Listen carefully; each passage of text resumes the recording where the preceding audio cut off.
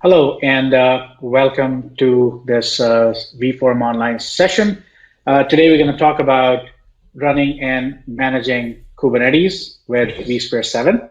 vSphere 7 delivers the essential services for the modern hybrid cloud, and both Mike Foley and I are super excited to be able to talk to you and share with you some of the details around what's in this release. All right. So given that the bits have been out for just about a few weeks now. I hope you've been trying to get your hands on vSphere 7 and trying them out. But in any case, we'd love to kind of take you through what's in the release and talk more about what are some of the key things that you can do and benefit from vSphere 7, specifically in the Kubernetes space and trying to build applications using containers and Kubernetes. My name is Himanshu Singh. I'm a group manager of product marketing focused on vSphere in the cloud platform team at VMware. And with me is my colleague, Mike Foley. So Mike, you want to just quickly introduce yourself? Sure, yeah. My name is Mike Foley. I'm a staff technical marketing architect, formerly on vSphere Security, now on vSphere with Kubernetes. Awesome. Alrighty, let's get started. So what I'm going to do is I'll cover some of the core background, some of the high level overview to make sure that we are talking about, hey, what are the key problems we're solving? What are the key capabilities that we're delivering? And then Mike will come in and go into a lot more detail of the individual features. All right. So the big word I want you to focus on is applications, right? At this point, there's a lot of focus on building applications to serve net new needs of customers, right? So what we are seeing is more and more applications are being built and will continue to be built as per this IDC projection than have been done in a long time in the past. And what's happening is a lot of this application building is happening in the lines of business because the LOBs are looking to meet the needs of their customers better, be able to provide richer experiences, and be able to build applications faster, bring them to market faster to be able to have either a competitive advantage or respond to specific market needs. And what we are seeing now is that the spend on infrastructure and spend on overall IT resources, for example, from the lines of business has just exceeded the spend that actually the IT ops, infra and ops teams actually do. And that's given you a testament to what's happening in the market, and the LOBs are really getting into the game. So it's all about building applications, all about building capabilities that are able to serve the needs of the customers better. And VMware, of course, has been making sure that we have the capabilities that serve the needs of our customers better. So in this case, we've done a significant number of acquisitions as well as a lot of innovation coming in from the core, organic innovation coming from the VMware team as well. So to make sure that we have a broad strength in terms of when it comes to helping you build applications, helping you modernize applications, helping you modernize your infrastructure as well, and be able to meet your needs moving forward as we've done in the past as well. Now, while I talk about applications, one of the big changes of how applications are being built is around the core architecture of the application. So, on the left, you have a kind of a simplistic diagram of how applications typically have been built in the past, right? So it's a few VMs, it's more monolithic. All the capability of the application is really kind of contained in there, and you're building it from scratch. Now, when we talk about these modern applications, they are distributed systems. They are built as distributed systems. So you have a core component of the application that's typically a Kubernetes cluster and deploying containers on a Kubernetes control plane. And it leverages functionality from a variety of other sources. So it could be another application that's running on premises in your data center. It could be another database somewhere. It could be some sort of a serverless component as a function as a service that's available from a third-party provider. And all of those kind of coming together to deliver the functionality of your application. So now building it as a distributed system, of course, helps build it faster.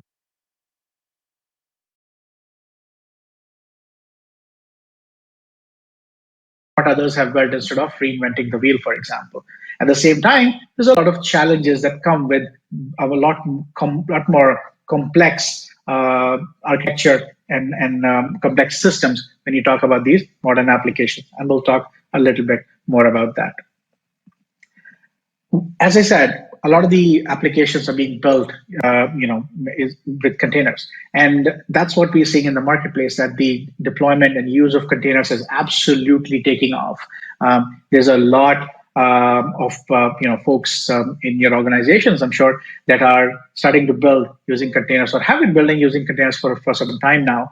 And what we're seeing is that today a lot of the application building using containers is happening in the public cloud space.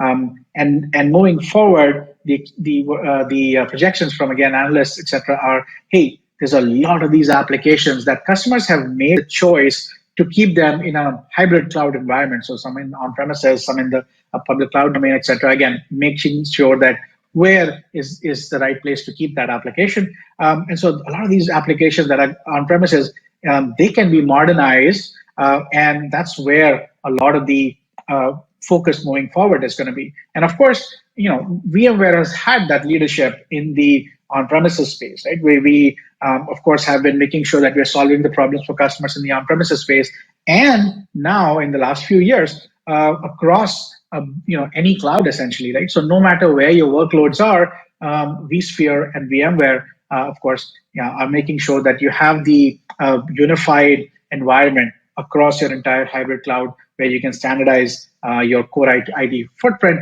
and be able to build these applications. And so that's basically where some of the key value that we as VMware are bringing to market, because we, like customers like yourselves, have been working with us for the past many years to solve problems around making operations simpler, making a lot of savings from an IT capex and opex perspective as well. And this is basically where, as you and us are looking at this new space where you're talking about modern applications and containers, etc. A lot of customers are realizing that, hey, this is, well, it's not new, but it's newish. And this, there's a lot of optimization still possible in this domain. It's great to build these applications, but customers are facing challenges when it comes to deploying the applications, when it comes to managing and upgrading and doing all the things that you need to do in a production application. And this is where VMware brings the value to you, because this is a problem that we've been solving for customers for a long time, and we are continuing to do so as well. Another key thing that customers are telling us, and as they're building these modern applications, they realize that the coordination and collaboration between two key audiences, the developers and the IT team, is extremely critical when it comes to building these modern applications, building and supporting these modern applications, in fact. So that's another area that we've been giving a lot of focus on as well. So while we talk about a few of these audiences, let me just quickly, look at, hey, what exactly are the pain points that we are hearing from specific personas? So from a line of business perspective, right, the whole idea is about being able to build applications that are, that are supporting the business needs, that are, providing richer functionality, providing, revenue enhancements, basically, at the end of the day. And the line of business is looking to the developer teams to be able to build newer applications. Developer teams realize that, hey, one, yes, it is more complicated to bring these modern applications into production, but also dev teams a lot of times are getting hampered by some of the processes in place, where they are waiting on IT, for example, to be able to provision resources to build applications. So they do feel some of those challenges as well. And then, of course, developers inherently don't understand infrastructure, right? So that's another kind of challenge of not having that skill set, because IT understands infrastructure better. And of course, when you talk about the IT team, it's about, hey, I'm getting pulled into supporting all these different silos at all the different LOBs are creating with their applications. And in a lot of cases, it involves net new skills. In a lot of cases, it involves focusing on supporting a whole bunch of different teams without standardization, while they have inconsistent operations, inconsistent workflows across across all of them. And also at the same time, as IT, I need to focus on SLAs. I need to focus on security isolation and performance isolation, and and making sure that applications get the resources they need. So that's pretty critical there. Now, so that's kind of what has gone into us focusing on, hey, how do we really solve the problems for these particular personas, right? And it takes a lot of bringing those capabilities kind of together, or those needs together, to be able to really say, hey, we need to make sure that we're focusing on the developer. We need to make sure that we're focusing on making the operations teams more efficient, for example. And then that helps drive the innovation that the line of business is really looking for. So with all that thought process and the idea to address those needs, we've brought vSphere 7 to market. vSphere 7, as I was saying earlier, delivers the essential services for the modern hybrid cloud. And there's a whole idea about services, and we'll talk a lot about what that means. We are delivering value across three key areas. It's about streamlining development, it's about making operations more agile, and it's about making sure that the capabilities that we're delivering are accelerating innovation for your organization. So, and we'll have Mike go into more detail about this, but I wanted to give you a very quick kind of overview and flavor of some of these things, right? So, from a developer perspective, that's a big area that we're focusing on, especially with all the Kubernetes capabilities in vSphere 7. As I said, developers don't necessarily want to go in and have to learn infrastructure. They want to interact with services and be able to build their applications. 7, we are delivering real-time access to the underlying infrastructure to developers. And so that developers have the freedom to be able to access those resources through services and be able to create and build their applications quickly. In vSphere 7, one of the massive re-architectures that we've done is build Kubernetes natively into, and embed Kubernetes natively into vSphere to be able to make sure that we're supporting both VMs and containers as first-class citizens in the vSphere domain.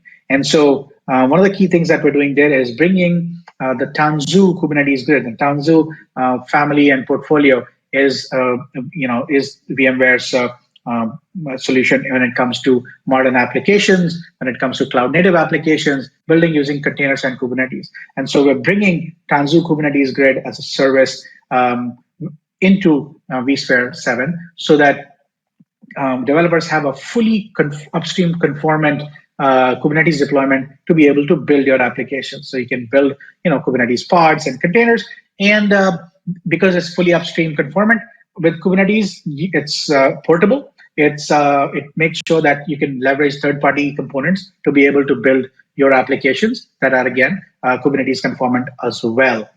In addition to that, we also are providing a vSphere pod service, which, again, you can build Kubernetes pods.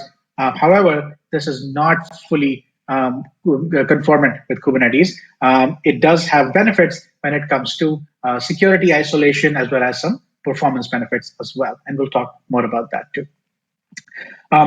Let's talk about the IT audience and the operations audience, which is huge here. So we're delivering value. It's something called application-focused management. The whole idea is that IT can actually, build a boundary, what we're calling as a namespace, an envelope around all the components of this application. And instead of having to apply policy and do operations on a component by component basis like they were doing in the past, they can actually do those operations and apply policy at the namespace level and at the application level. So you're managing the application instead of managing the components. And that helps a lot when it comes to collaborating with the developer teams, with the DevOps teams, and with the lines of business. We're also introducing enhancements to lifecycle management through the new vSphere Lifecycle Manager. We're also adding an update planner, an update planner as well. So the idea being that it's much easier when it comes to managing and upgrading and patching and maintenance type of tasks. There's also opportunities available when it comes to automating some of those lifecycle management tasks using JSON and RESTful APIs as well. There are additional benefits when it comes to things like enhancing DRS, a distributed resource scheduler, to really focus on workloads to make sure that VMs are happy and getting the resources they need. Enhancements around vMotion to make sure that we are significantly cutting down stun times, when it comes to like larger size VMs, for example. And so there's massive improvements there as well to make sure that we are delivering on the performance and resiliency that applications, your business critical applications, your databases, etc., really need. Okay. What I also wanted to highlight is, I talked about the product a little bit. I also want to highlight that what it really means for the end user, right? So from a developer perspective, hey, I am simply using my Kubernetes APIs. I'm simply using the familiar interface that I really want to. I have services I can consume to build my applications. I don't have to go and learn about the underlying infrastructure, right? So from a developer perspective, hey, I'm happy, right? And I have my sandbox and I have complete freedom within that sandbox. On the other side, the IT team, while you're giving developers that self-service access, there is an overall governance and control. That you're setting policy, you're providing access, you're providing resources, etc. to that sandbox environment, while you're able to manage at the application level. So there's a huge amount of efficiency improvements for the IT team as well. So this basically has this significant enhancements to the quality of experience for both the developers and the IT teams. From a product view perspective, let's talk about how that interaction really happens, right? So from a VI admin, this is just vSphere, right? We have embedded Kubernetes natively into vSphere, done that translation essentially for you. So just because you know vSphere, now you're able to manage Kubernetes workloads through the familiar vSphere web client, through connecting into vCenter server, for example, right? And the developer, they're accessing all these services that you are calling as VMware Cloud Foundation services. So these are the set of services that are that the developer actually gets exposed to and uses them to build applications. So there's two key areas here. One is the Tanzu runtime services, which includes the Tanzu Kubernetes grid, as I was talking about earlier, and also these hybrid infrastructure services, which are essentially exposing the underlying infrastructure components like storage and networking, etc., and compute as services. So there's a network service, there's a storage service, there's a vSphere pod service I was talking about earlier, and also registry service, and we're using Harbor as the registry provider in this particular case. So that's basically the idea, that it's the best of both worlds for both these audiences. Now, when we talk about the capabilities that are available to customers who are not necessarily using Kubernetes, there's still a ton of goodness in vSphere 7 around the simplified lifecycle management, around enhancements to our intrinsic security capabilities. So for example, we're introducing vSphere Trust Authority, which helps with remote attestation. So instead of having to go and attest and secure every single host in an environment, you can actually attest and secure a certain number of hosts, and they in turn will do remote attestation for the rest of your hosts in your environment. So that's a massive improvement in terms of standardization of security policies, and also making sure that there's a lot of more efficiency in the space as well. So we're also introducing identity federation with ADFS. So you can, for example, in this case, you can standardize on Microsoft AD for your, authentication, etc., and you don't have to store, usernames and passwords, etc., in vCenter, right? So that also helps with shrinking the attack surface from a security point of view. So, and I talked about some of the other capabilities around, DRS and vMotion, some of the stuff that we're doing with Fusion right now as well, and then also things like more enhanced support for applications that require time criticality. So whether they are trading applications or manufacturing applications, we're supporting precision time protocol. So that helps with those kind of workloads as well. So the core idea being that even if you're not using Kubernetes, there's a whole lot that's in vSphere 7. And again, this session does not give us enough time to really go into and talk about that. So take a look at the vSphere website, take a look at the vSphere blog. There's a ton of content that we've shared there that you can really learn about. But in this session, we're going to keep the focus on the vSphere with Kubernetes part of the story. All right. Now, I kind of talked through some of these, so I'm not going to spend too much time on this particular slide, but I did want to make sure that I talk about some of the packaging, right? So that you really understand this part. Now, vSphere 7 continues to be available in the main editions of vSphere Standard, Enterprise Plus.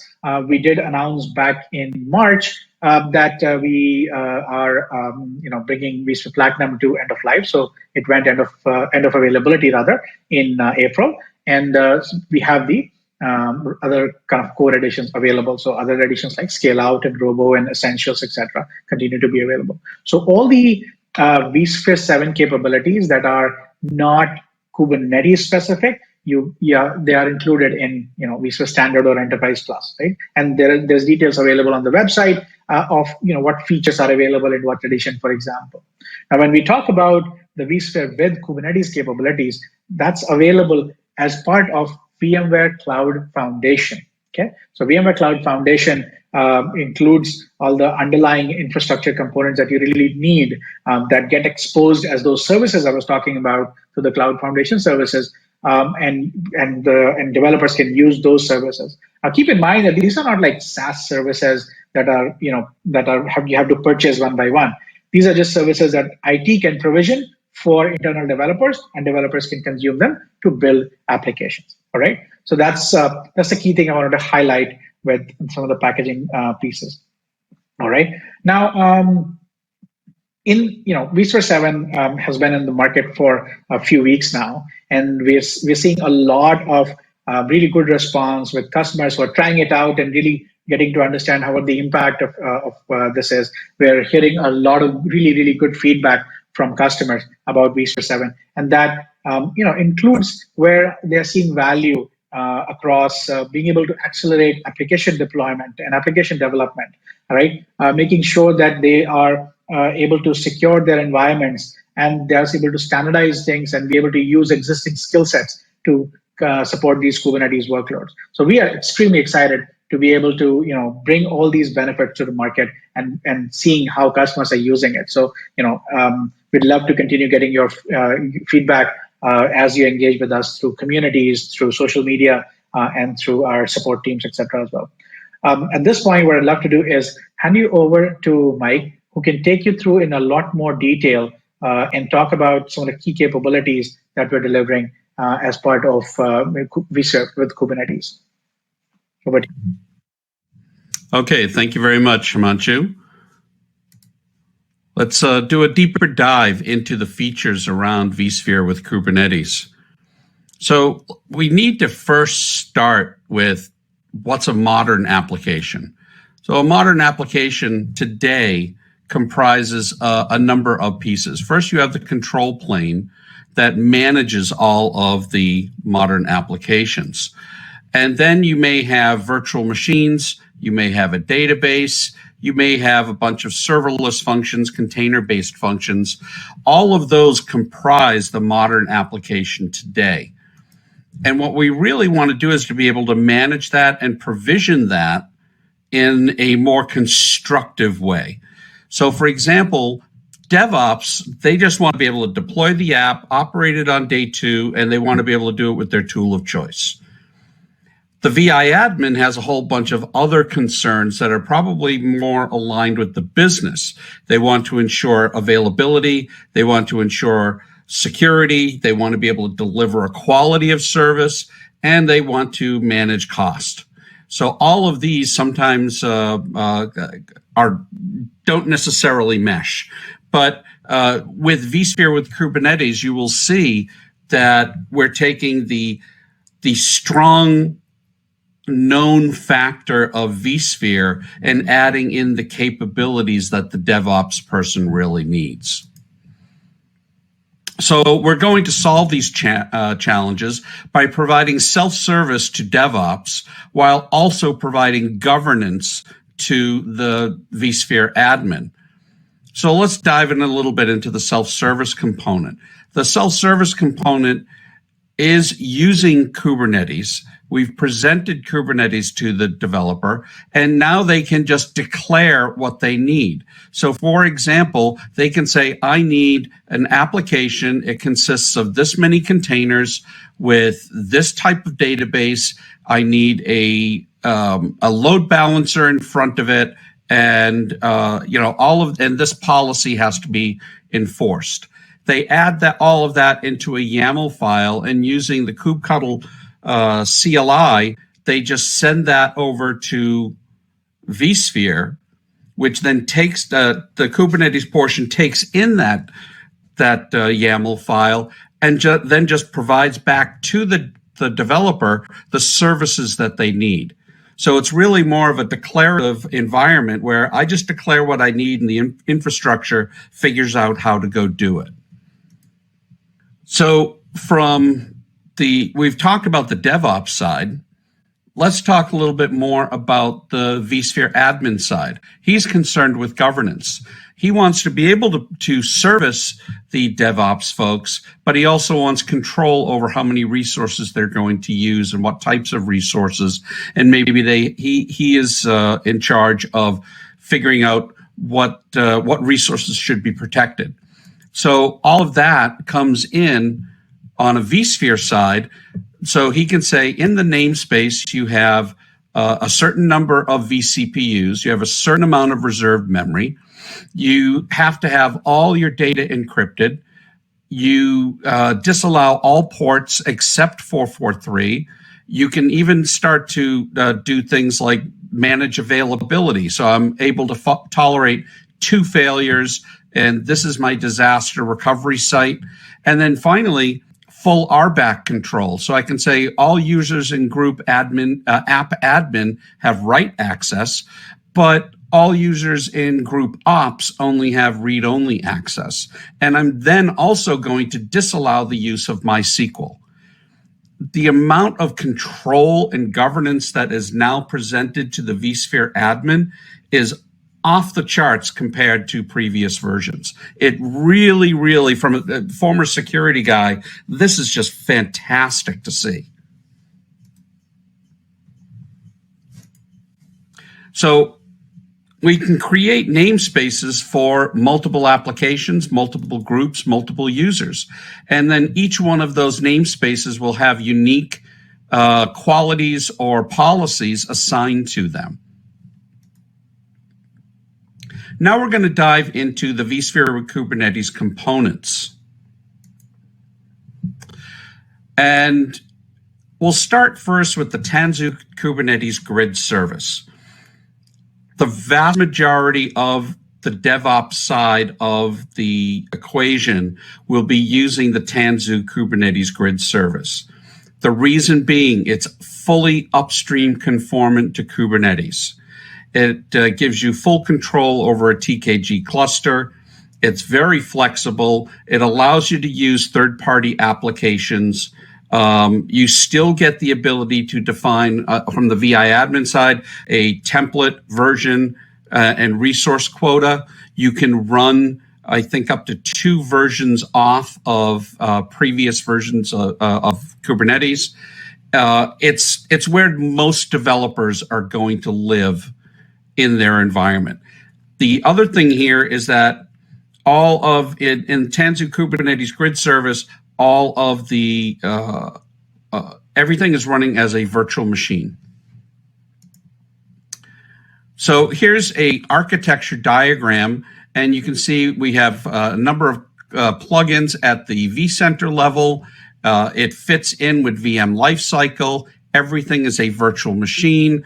All of the standard virtual machine rules and policies apply, and it gives you all of those Kubernetes capabilities translated into vSphere speak. Now, you may have heard when we first announced Project Pacific back at VMworld 2019, something called supervisor clusters and guest clusters. Well, the TKG cluster I just talked about is the guest cluster. The vSphere pod service was known as the supervisor cluster. Now, this brings in a really unique to vSphere environment.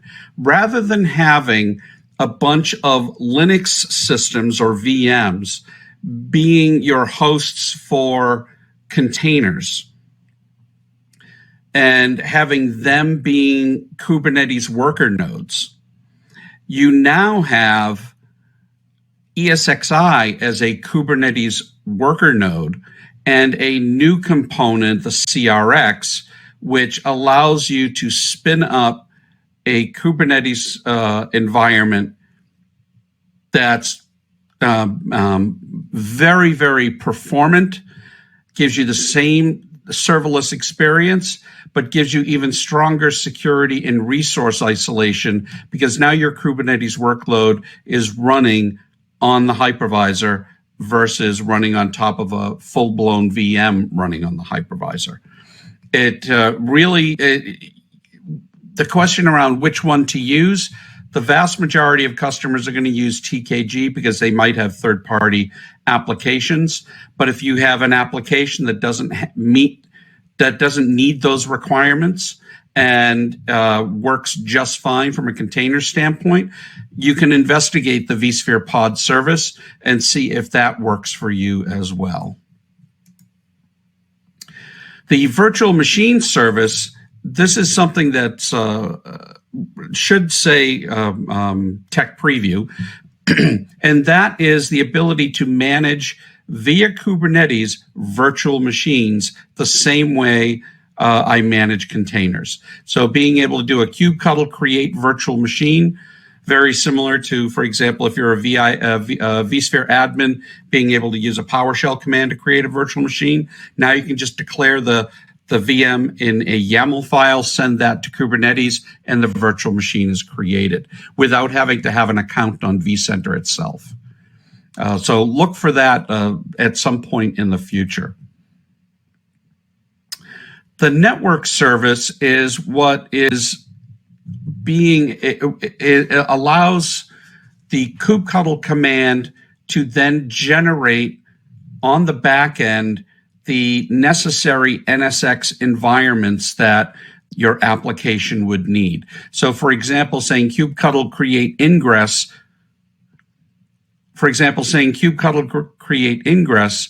would then go off and contact NSX and create the appropriate NSX components to service that request from Kubernetes.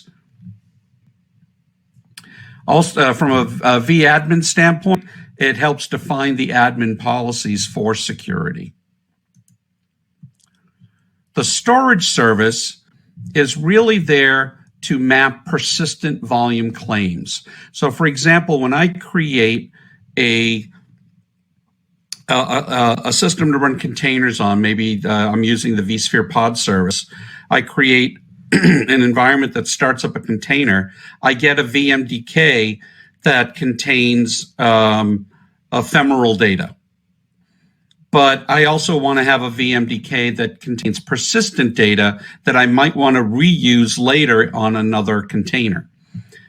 The storage service manages all of these VMDKs. So within, if you're familiar at all with vSphere 6, you can't just put a VMDK out on a data store that and not have it. It won't show up within vCenter unless it maps to a virtual machine. Well, now we have this component where we can do that, where we can have a VMDK that doesn't map to a virtual machine, but now shows up as a vSphere object. So the storage service is what is there to map that VMDK to the other object that may use it, whether that's a container or something else. The registry service is based on Harbor, VMware Harbor. And what that does is it contains all of your container images. And it checks your images, ensures that there's no malware. It's fully embedded within the vSphere with Kubernetes. It maintains permissions. It maintains project lifecycle and so forth. So for you to then go out and say to your DevOps people, here are the approved container images. Don't just pull something off of the network that hasn't been checked for malware. You have no idea what it does. You pull all of your data from the registry service, all your container images from the registry service, and that gives you a lot more control as to what is actually running in your environment. So the Harbor Registry Service, you enable that. It's integrated with vSphere SSO. The DevOps users can push images directly to the registry. The container image will be signed, and scanning is built right into the registry. And then you can seamlessly deploy native pods and Kubernetes pods using container images in the registry. And what I mean by native pods, I mean vSphere pods. Let's go into the platform architecture. So here we're talking about enabling the cloud service fabric in vSphere with the vSphere pod service. You'll see on each ESX host, right now I have host D, which runs all the virtual machines, and I have a number of virtual machines. And that's a typical vSphere admin environment. For DevOps, what ends up getting installed on each ESX host is the equivalent of a kubelet. It's called a spherelet, and that sits at the same level as host D. And then a number of control plane virtual machines run on each of the ESX hosts. The spherelet talks to the control plane and maintains the state of whatever it's supposed to be maintaining. Running on each of the ESX hosts using the vSphere pod service is a CRX pod. And if you're familiar at all with ESXi, you'll remember VMX. So a VMX provides virtual machine services to virtual machines. CRX is the container runtime executable, and it provides container capabilities to Kubernetes pods. And what that really does is we took the VMX process and we trimmed out everything that doesn't need to be there in order to run pods. So no video drivers, no USB, no video virtual hardware, no USB virtual hardware. All of that stuff gets pulled out, trimmed down very, very, very small. And then we provide a Linux kernel via the hypervisor, stored in a VIB, so it's already been digitally signed, and if you have secure boot turned on, it's validated at boot time to ensure that it hasn't been tampered with. So now when the pod comes up, the CRX process, running a very tiny subset of what a VMX would be, starts up the kernel, which is a highly optimized kernel, to then be able to start up a pod. So the ancient history of, well, a container running on a VM takes up too many resources or it's slow, all of that goes out the door.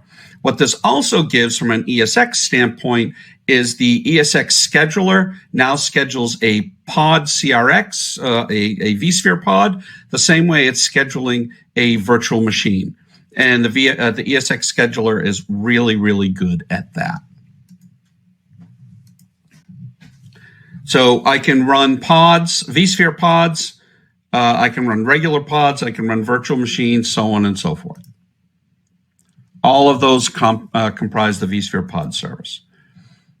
So for workload platform architecture, we have the SDDC running on top of that, vSphere pod services, running on top of that are namespaces, running on top of that are pods, additional namespaces, and virtual machines. All of those being dealt with via Tanzu Kubernetes Grid or the vSphere pod service, and the ability to run a full Tanzu Kubernetes cluster, each within virtual machines versus in vSphere pods. So you really have a lot of flexibility over what environment you really need to run your application. The use of namespaces not only ties to a resource pool, but also gives you that multi-tenancy, because now I can provide that resource isolation between Coke and Pepsi or what have you. I can manage quotas. All workloads in a namespace are bound by the namespace quota, whether or not they are Tanzu Kubernetes grid clusters, vSphere pods, or virtual machines. All of those fall under that one namespace control.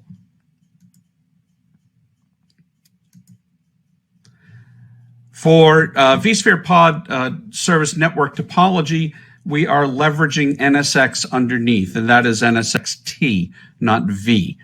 And NSXT provides all of the networking that is necessary in order to run this the same way you would run a cloud service, right? I need the ability to stand up load balancers. I need the ability to stand up unique networks for Coke and Pepsi. All of that done via the kubectl command from a developer standpoint. All of the necessary networking from a DevOps standpoint abstracted away for them, where they just declare what they need and it just happens on the background.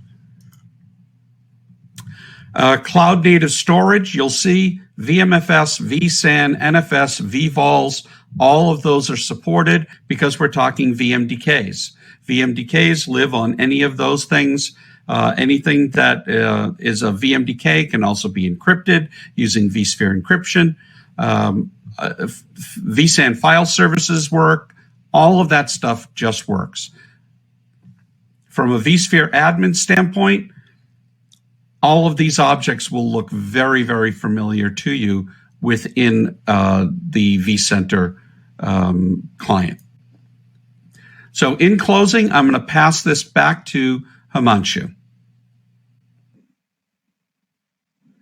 All righty. So folks, we really hope that, the overview that Mike and I have given you helps you understand the value that we have brought to market with vSphere 7, how it helps you run and manage Kubernetes workloads with the new vSphere, right? vSphere 7. So what I would say is go to vSphere.com. If you haven't lately, check out all the details there. There's tons of resources that are available to you. For those who are looking into a lot more depth into the capabilities, please check out the vSphere blog. Over the past couple of months, we have posted a lot of really good content there that I think you'll enjoy, consuming as well. As we've seen vSphere 7 being adopted by customers and people who've been getting their hands on it a little early on as well, and in the past month plus as well, we've seen people see the value that we've been talking about, right? We've seen people kind of talk about, hey, I totally see how this is helping my IT team to be able to have, operational consistency with all our existing systems, at the same time being able to rapidly scale up new applications, right? And at the same time, also making sure that I can pick and choose where I want to deploy my workloads. And with vSphere as that unified platform, I have that flexibility. So that's really, it's really great to see customers being able to do that.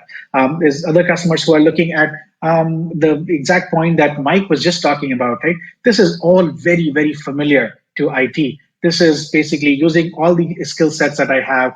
I know vSphere, so now it's super easy for me to be able to support all these Kubernetes workloads. And that helps with scale, that helps with adopting application modernization, and gives you that modern infrastructure to kind of build on top of that. And so that's very exciting for us to hear. And what we'd love for you to do is, get your hands on vSphere 7, try out the bits, adopt it in your environments, and build these modern applications using that unified platform that vSphere 7 is delivering across VMs and containers. I'll leave you with one last thing, and this is a comment from Joe Beda, who's a principal engineer at VMware, but also one of the creators of Kubernetes. And his point is about, hey, cloud isn't a place. It's not where you operate. It's how you operate, right? And that's the cloud operating model that we've brought to market with vSphere 7, so that from a developer perspective, you are just consuming services and building your applications.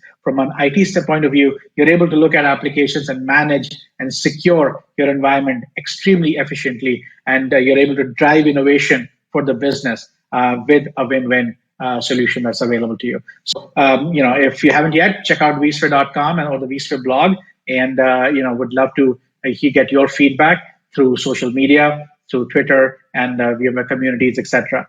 I know that we have a little bit more time left, so we'll hang around here to answer questions. If you have questions, please send them our way. Otherwise, it's been really fantastic. Thank you for your time and attention, and I look forward to more and more of you engaging with us and leveraging vSphere 7 for your business. Thank you.